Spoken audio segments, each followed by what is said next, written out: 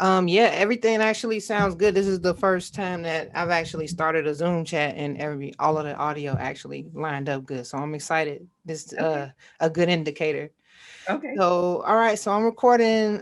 This is my cousin Karla, with whom I have not been in contact with for a long time. Just one of those situations where that family's over there and this family's over here. Now, when I was younger, I knew of Karla because Karla was Thomas's oldest girl. You're his oldest girl, right? I'm his baby girl before Hope. Oh, you're his baby girl. Mm, Okay, yeah. okay, but yes, we We'll get into that as we move forward. All right. So look, all right. So we're with cousin Karla here. I know that cousin Karla is my uncle Thomas's daughter. Knew of her growing up, but we were just never like really growing up in the same space like that. But as of late, you kind of reached out to reconnect and say, hey, I'm family, I'm here. Hey, let's reconnect. And I said, great, cool. That I didn't see nothing wrong with, hey, just reconnecting with family. And then over time you started to express your political opinions, or at least they became more prevalent to me about your political opinions. Along with that, I saw how it affected your interactions with other family members and things like that. So let's just start there. I mean, first of all, Karla, just tell me about yourself. Just tell me, you know what, this is how Karla grew up, this is how Karla is. Sure. Thank you for having me, and Yeah. I'm excited about this conversation. So, Yes, um, me too. just a little bit, as you said, about my background. So as you can recall, I was born in Chicago. Yes. My mother is Brenda Scarborough, and my father was Thomas Butler. Um, I would say about the age of 4, my mother relocated to Michigan. So I'm technically a country girl at heart because I grew up in Michigan in a very small town, roughly maybe less than 20,000 people.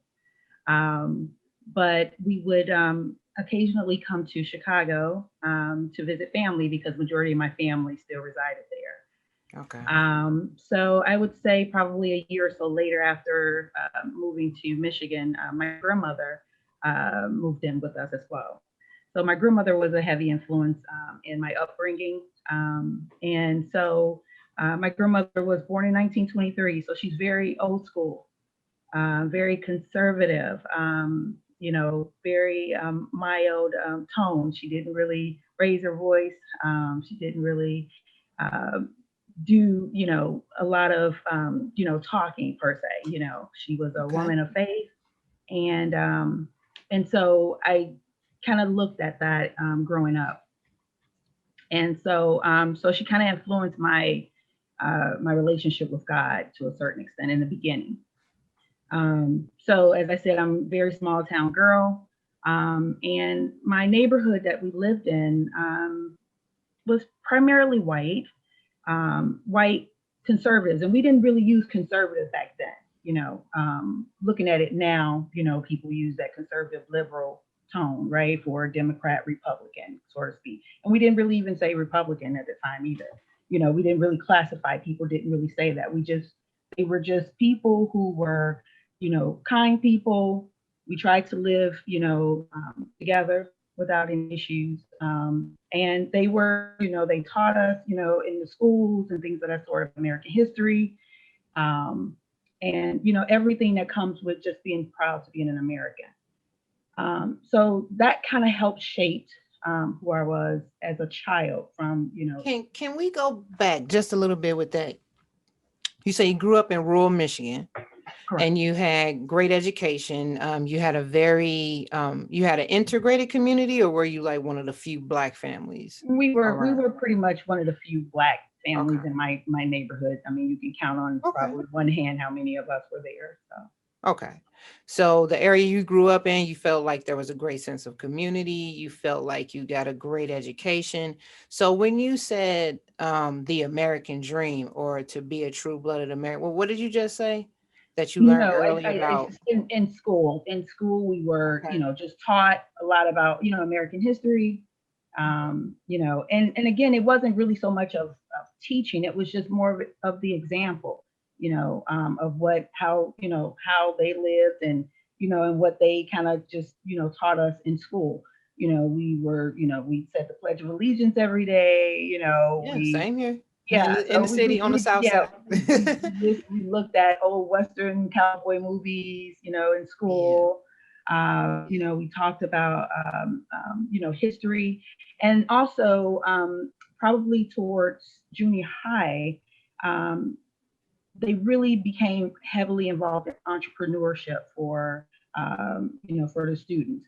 Now, let me just kind of clarify a little bit. So my neighborhood was predominantly white, but the school system, because it was a small town, was majority black, but majority of the teachers were white. Okay. So I lived on the side of town with more white people, but I went to school with more black people, if Okay. that makes sense. It was, very Okay. small town, so one high school, maybe one or two elementary schools, things of that sort, right? Hmm. Um, so a lot of the teachers would around junior high school would teach a lot more towards entrepreneurship Mm. and business and engineering, and getting us kind of acclimated into that type of mathematics and things of that sort. Um, So would you so say that there was a direct, like there was an underlying lesson of capitalism in general, or just like understanding the way capitalism works here in the United States, or they were just trying to teach you guys and prepare you guys to be financially savvy? I think it was more of just teaching about, finances and just being ready for society, you Okay. know. Um, Okay. and as That's I fair. stated before, the community where majority of the Black people lived were economically depressed. It was an economically depressed area. So they were trying to, I guess, possibly, I don't know their underlying, motives or whatever. I mean, they probably were trying to help at that time Black people uh, move above their situation. So they had And programs like helping the Black students like become more financially affluent like you guys were, or I wouldn't say it's programs, but they are certain students who academically advanced than, let's say, the masses, right? Mhm. So a lot of those students, they really tried to push to, try to understand the economic and the mathematic part of life, Okay. And so at age 15, there were probably 20 of us who were selected to work in corporate America. So I've been working in corporate America since I've been 15 years old. I worked for Whirlpool Corporation, starting at age 15 up until 19. And, each year they So all would. you know is good jobs, basically. Right? All you know is good money. So I ain't nothing wrong with that.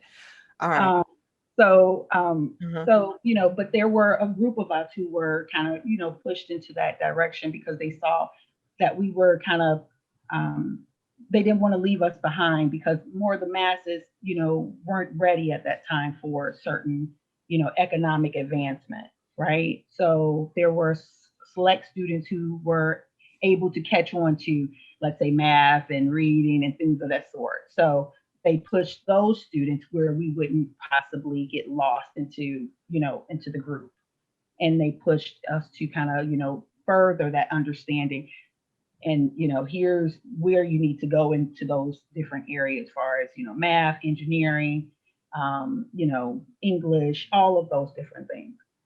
Okay. So it sounds like you started off with a really good educational foundation where you grew up. So this was in rural Michigan. Like about what like suburb is this? So this is in Southwest Michigan, right off of Lake Michigan, probably 30 miles from the border of Indiana. Um, I don't know if people would know, but maybe 45 miles south of Kalamazoo, if you've heard that Yeah, that's area. what I was thinking, the Kalamazoo area. Yeah, Okay, so, got so it. we're more south, we're closer to Indiana, the border of Indiana.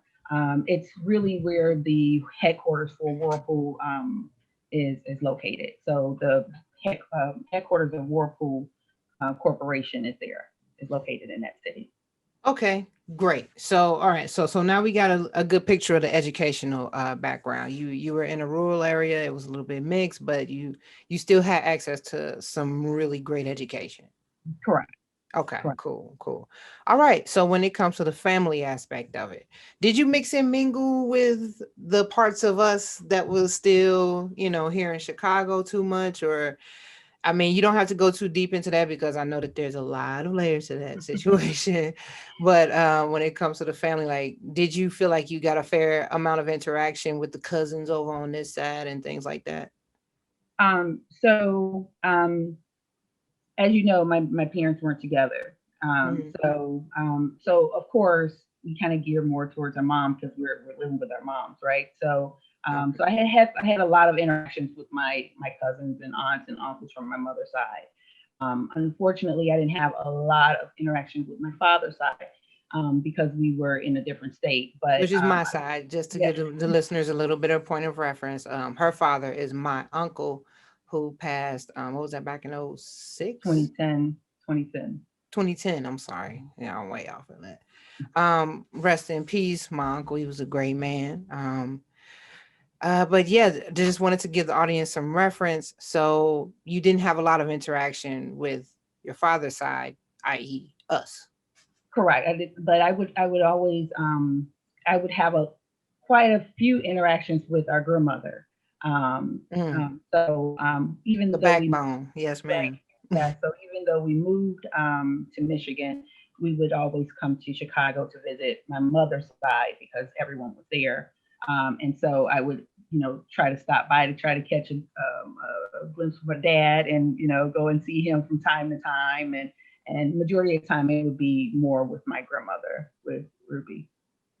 Yes, Ruby, my namesake, or I'm her namesake, I should say. That's my middle name, Crystal Ruby. I got a Mhm. tattoo like commemorating our Really? great, yeah, yes, it's a rose with a little ruby on top. Oh, okay. Yeah, that's nice. And it's my middle name too, and it's just something that I've always clung to because Ruby Lee, was it Ruby James Lee? Ruby Lee was one of the greatest human beings to ever walk the face of this planet. But we'll go into that all day long if I'm not careful at times. So you did get to interact with us, like, so what are we talking, like a couple of months out of the year, or maybe the summer or sometime or something like that? It was just um I would say sporadic. As a child, up until the time that we moved, I would say at least up until 5, I was constantly over there. So it was once we moved, then it kind of became sporadic, here and there. And once I probably got to be a teenager, then it kind of dropped off a little bit more. But I would still try to go over to visit my dad. I always tell my people this one particular incident where I think I was probably 15 or 16, and I was driving to Chicago. That's how much freedom I had. Unfortunately, I don't understand how some people have that, but so my girlfriend and Don't I at question it. the Just roll with it. Just roll with time, it. we were actually, I think, supposed to go somewhere else, but then I said no, let's drive to Chicago and go shopping in Chicago because we lived Hmm. in a small town, right? So big city Chicago, you get the latest fashions and things of that sort. Yeah, well, Um, debatable. and But so and so we went to Chicago and I stopped at a gas station and actually lost my wallet. mm. And so I went to and I was like, oh my God, I don't know what to do. And I was just like, I'm gonna go tell my dad. And luckily he was home that day. And I went there and told him what happened. And he jumped up, baby girl, where's that? Tell me where it's at, where are they? And he went to the gas Oh, station to kind of like, see who messed with his baby girl, yeah, kind of yeah. thing. And That's one thing. Well, I don't. Okay, we called him Uncle Carlice, right? mhm, So that's one thing we knew he did not play around with was family. You don't mess with my family, man. So and he was yeah, ex-military too. Like what was I think it was the army, right? yeah, yeah, Yeah, definitely, yeah. So yeah, he didn't mess around. He didn't mess around. That's for sure. yeah. So those are just some of the times that we would sit here and interact, and then of course I would also keep him involved in um, graduations and things of that sort. So Okay. And then once I actually moved to DC after high school to attend college, then it kind of dropped off after that because I'm getting grown and doing my own thing now. So Mm, we all get grown and then forget about the parents. But all right. So you finished up with school. You had a little bit of back and forth throughout your formative years to kind of have that connection with family. You had access to the best and the strongest family member that we had, uh, Grandma Ruby. But so at some point, you living in Washington, D.C., do yeah. you feel like there was a shift in your mentality when it came to your political stands when you moved to DC, or had you always felt that way since you lived in a rural area of Michigan? Um, I would say definitely yes. When I moved to DC, it changed a lot. And at the time, you're young, you don't really understand everything, right? I Mm-hmm. just knew that when I went to DC, um, I knew immediately. I said, I don't like it. And I couldn't understand why, I couldn't understand why. I was like, this is just different for me. I don't know what it is, but the people are different, things are different. The way I'm being taught is different. The way people act, they're different. How so? Just Well, give like one or two examples of like the culture shock. um, I think for me, it was more of the when I went to Howard at 18. Um, and I think I had a You went to perspective. Howard? Did you Yes, graduate? yes, I graduated from Howard University. Congratulations. Wow, Thank that's a you, prestigious Visa. man, congrats. That is a great accomplishment. Let me just take a moment to recognize that. That's amazing. Like I'm proud to say that I have a relative that has a degree from Howard. So, all right, just needed to give you your flowers real quick. All right, Oh, now no you can keep problem. going. Thank you. I appreciate it. And I think for me, it was just different when I was on campus. It was a lot of, I think race really started to come out more in a Hmm. Black university than when I was in rural Michigan. Hmm. And I didn't understand that. Hmm. I mean, Okay. yes, growing up as a Black girl, you have things in the home that are said and things of that sort, but it wasn't ever a main issue because again, my neighborhood, what I grew up around were white people, and I went to school with Black people, so you know I really, for me personally, I didn't really pay that much attention about color per se. I looked at the person individually. I always judged people individually. I didn't never really get into that color thing. I knew it was there. We know when we see a white person, when you see a Black person, that Of wasn't course. into. I wasn't into that. And I think when I went to Howard, that really became apparent, and it was something that I wasn't used to. I didn't like it, and it kind of showed me a little as to um, things are a little different depending on where you are.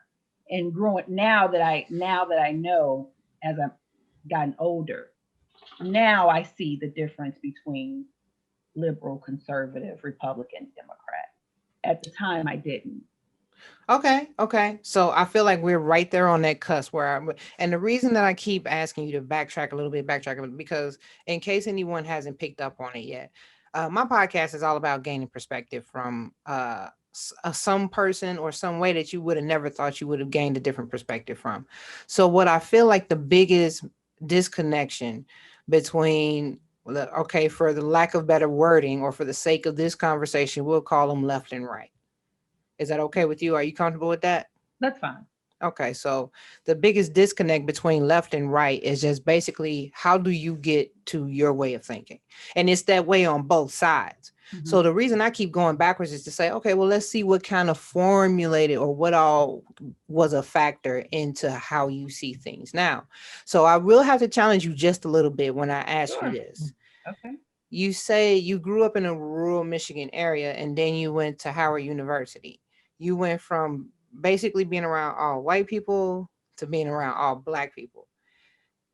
Not Is that necessarily. fair? No? Okay. I grew up in a neighborhood that was predominantly white, but I went to school with predominantly Black people. So Okay. Okay. I had both worlds. I had Okay. both Okay. worlds. Cool. Okay. Cool. Mhm. So, did you feel like once you were submersed in a culture where you don't get that balance of black and white when I'm black, white when I'm home, or black at school, you submersed in just blackness around me?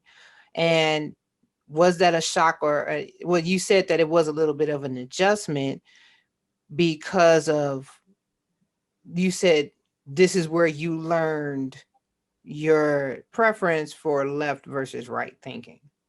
Correct, because it started to shape to me a I guess a barrier because of my skin color.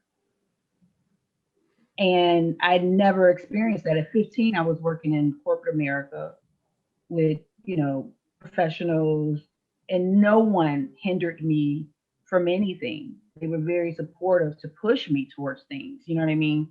To relate information to me. And it had Mm. nothing to do with my skin color.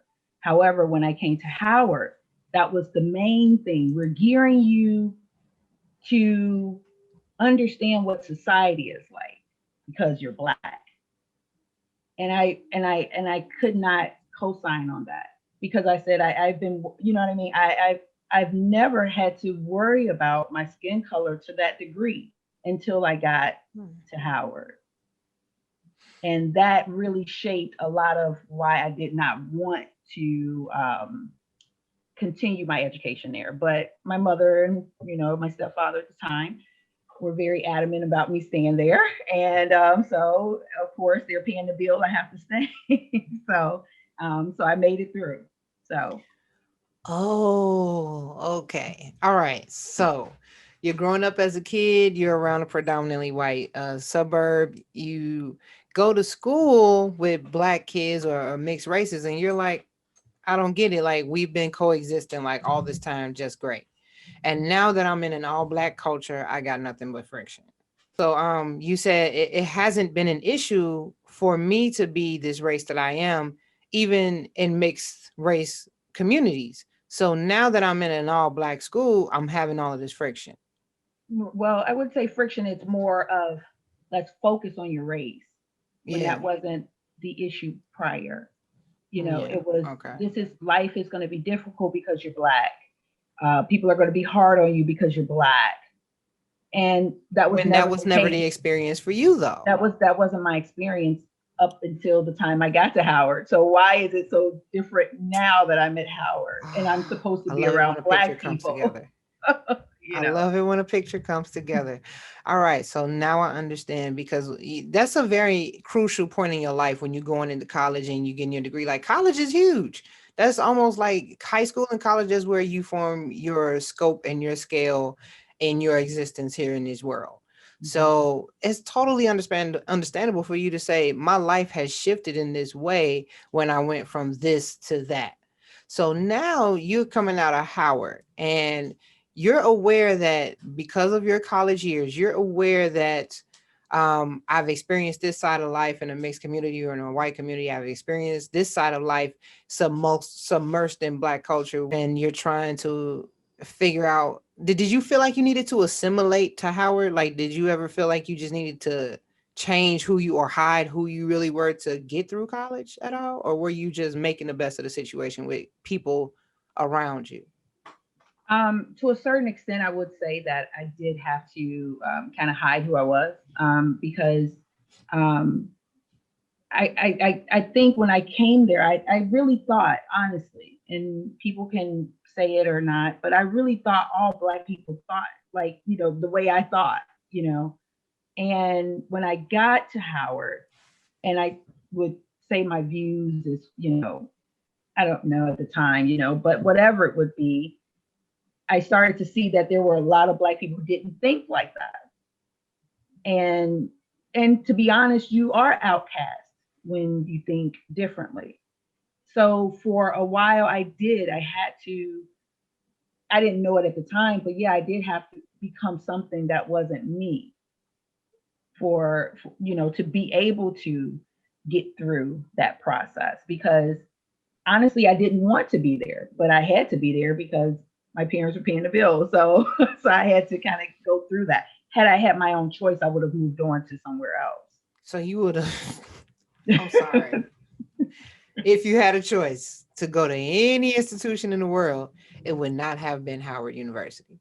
Yes, yes. And that was a lot of the Wow. pushback that I would get from a lot of my college friends, because I would say, I don't understand, why are they so mean to us? Why are they so, why are they talking to us like this? Why are they treating us like this? And people were just like, what's wrong with you? Like, and I was like, I've never experienced this before. Mm. I've never experienced anybody holding me back because of my color.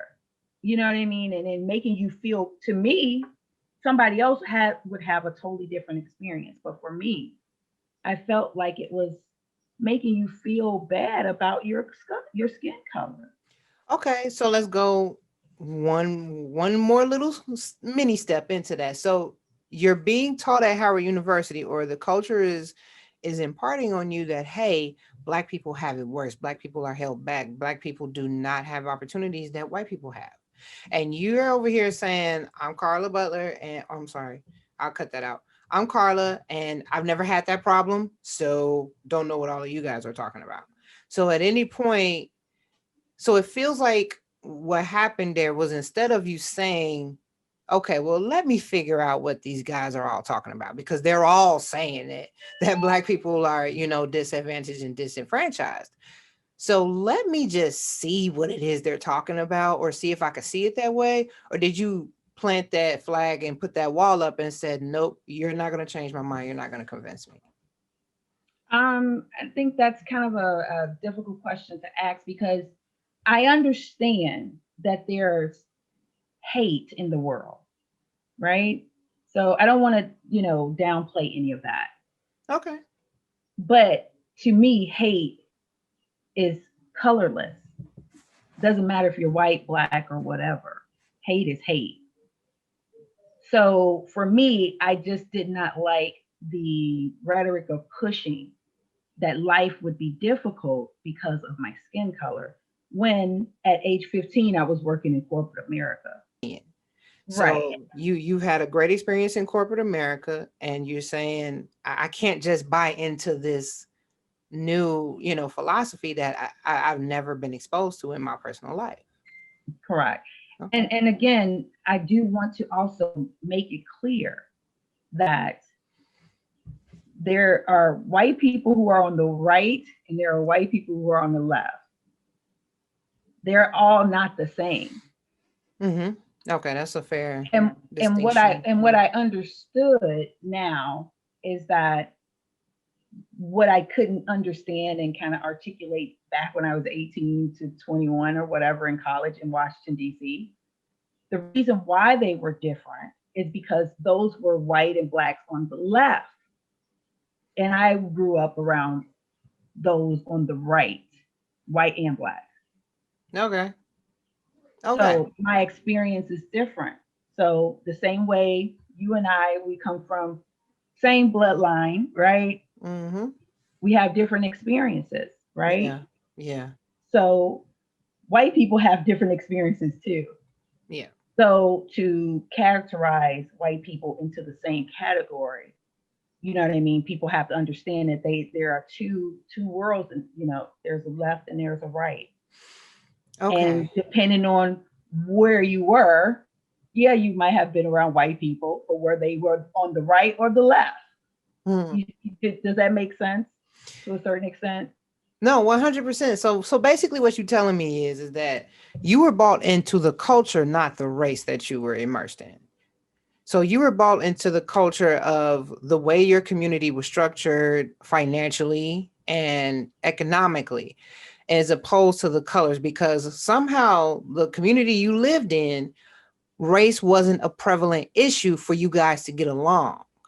It was more about your socioeconomic standings and how you guys related to each other in that way, right? Correct. And again, like I said, there were race issues because it was Okay. a divided community. There were white Mm, people and there were black people. I lived on the side with the whites, right? And a lot of those people had already formed opinions about whites because of of the separation, right? Mhm. So Okay. All right. So, the whites in my neighborhood and the blacks that were there, looking back at it, I'm going to say we're majority on the right.